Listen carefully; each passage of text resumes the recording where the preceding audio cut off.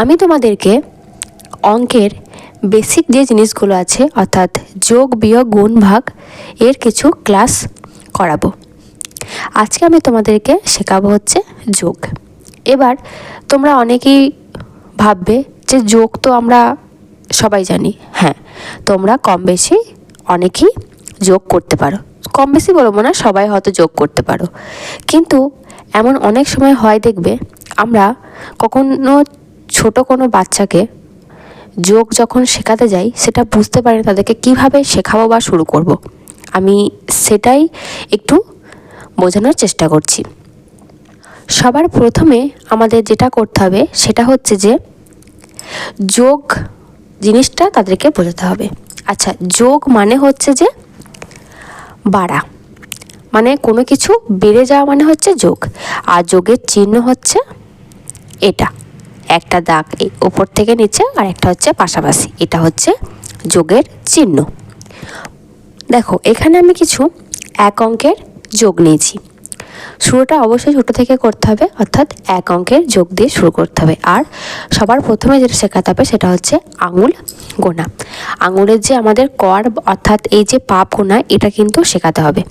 দেখো এখানে আমাদের রয়েছে ওপরে হচ্ছে 2, নিচেই হচ্ছে 4, তাই 2 আর 4।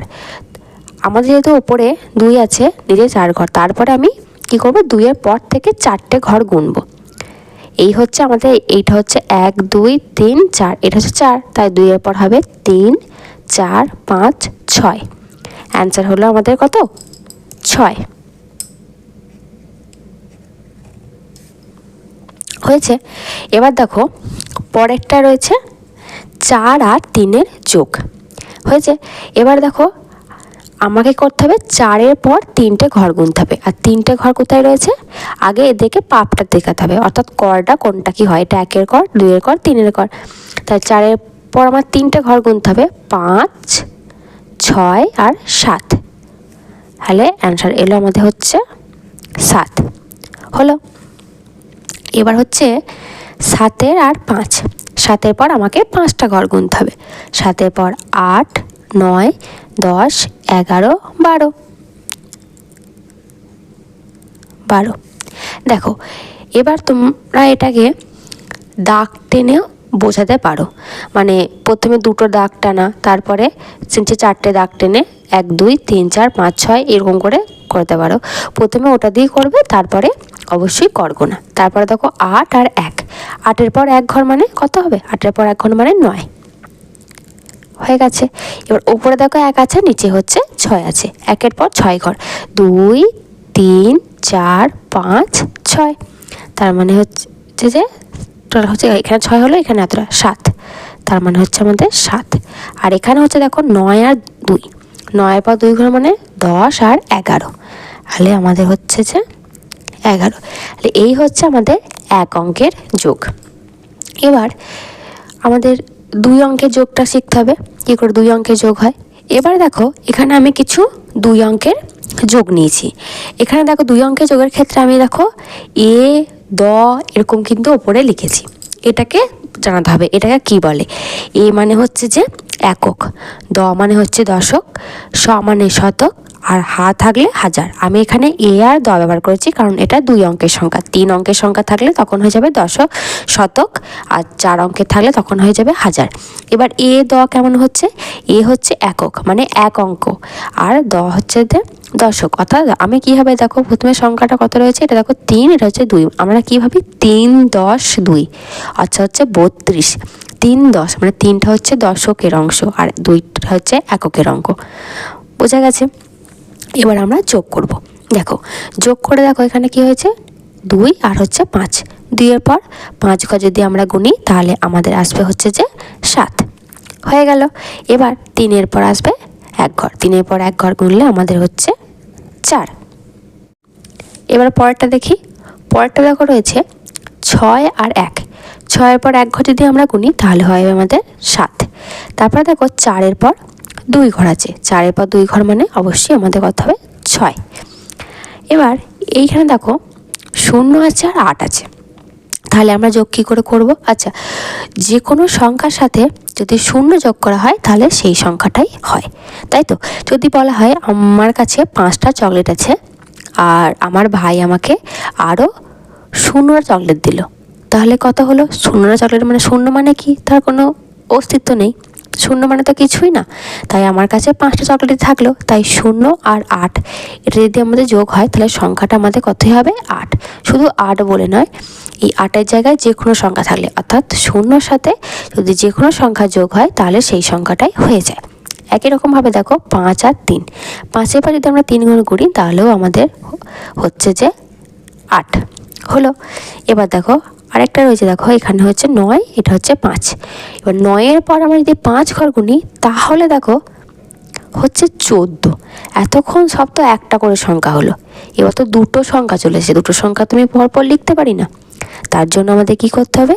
এই যে হবে 14, এই 14 সবসময় ডান দিকে যে সংখ্যাটা সেই সংখ্যাটা আমরা লিখবো হচ্ছে এখানে, হলো 14। আর এই যে একটা রয়েছে, এই একটা লিখলাম না, এই একটা লিখবো হচ্ছে এখানে, বুঝতে পেরেছি? এই একটা লিখবো হচ্ছে দশকের মাথায়, কারণ এই একটা বাদ থাকলো আর এই একটা দেখো হচ্ছে দশক, তাই আমরা লিখেছি হচ্ছে 10-এর মাথায়।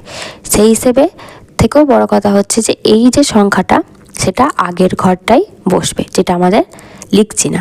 এবার দেখো 7 আর 1-এ যোগ করলে হচ্ছে 8, 8 আর 1-এ যোগ করলে হচ্ছে যে এই যে এই একটা এর সাথে এই লাইনের সাথে যোগ হবে, 7 আর 1-এ 8, 8 আর হাতে 1-এ হচ্ছে যে 9। তাহলে 2 অঙ্কের যোগটাও নিশ্চয়ই বোঝাতে পেরেছি। এবার 3 অঙ্কের কিছু যোগ দেখাই। দেখো 3 অঙ্কের তো কিছু উদাহরণ আমি নিয়ে নিয়েছি। এখানে দেখো আমি লিখেছি কি এ দ আর শ, মানে একক, দশক আর শতক লিখেছি। অবশ্যই শুরু করতে হবে কোন দিকে? ডান দিক থেকে। দেখো উপরে আছে 4, নিচে আছে 0।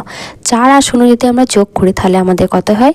আগে কি বললাম? কোনো সংখ্যার সাথে 0 যোগ করলে হয় সেই সংখ্যাটাই, অর্থাৎ 4ই থাকবে। এবারে দেখো 3 আর 5, 3-এর পর যদি আমরা 5 ঘর গুনি তাহলে সংখ্যাটা হয় আমাদের 8, আর 2-এর পর 1 ঘর গুনলে হচ্ছে যে 3। খুব সোজা ছিল, প্রথমটা হয়ে গেছে। এবার 2 নম্বরটা দেখো 6 আর 2 আছে, 6 আর 2-এ যোগ করলে হচ্ছে যে আমাদের 8 হয়ে গেল। এবার দেখো 8 আর 3, 8-এর পর আমরা দেখো 3 ঘর যদি যাই তাহলে দেখো হচ্ছে আমাদের 11। এবার এখানে দেখো দুটো সংখ্যা হয়ে যাচ্ছে, তাহলে আমাদের কি হবে? এই যে 11 সংখ্যাটা হয় 11-র এই ডান দিকে, অর্থাৎ এই একটা বসবে, আর এই বাঁ দিকের একটা তখন আমাদের বসবে এই দিকের মাথায়। মানে দেখো এই লাইনটা যোগ করলাম আর হাতের এই যে একটা লিখলাম না সেটা দেখো তার পরের সংখ্যার মাথায় হয়ে গেল। এবার দেখো 4 আর 2-এ হয় 6, 6 আর হাতে 1 থাকছে 7 হয়ে গেল। এবার দেখো 8 আর 5, 8 আর 5-এ যদি যোগ করি, 8 আর 5-এ যোগ করলে হচ্ছে যে আমাদের 13। 13 দেখো কত বসবে বলো তো? 3, ডান দিকে 3 থাকে তাই 3 বসবে, আর এই একটা এইখানে লিখবো আমরা এর পরের ঘরে।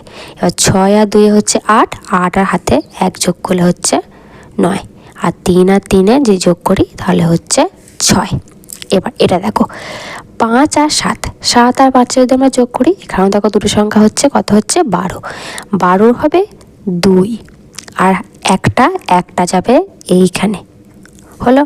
এবার 7 আর 3-এ হচ্ছে 10, আর হাতে 1, 11।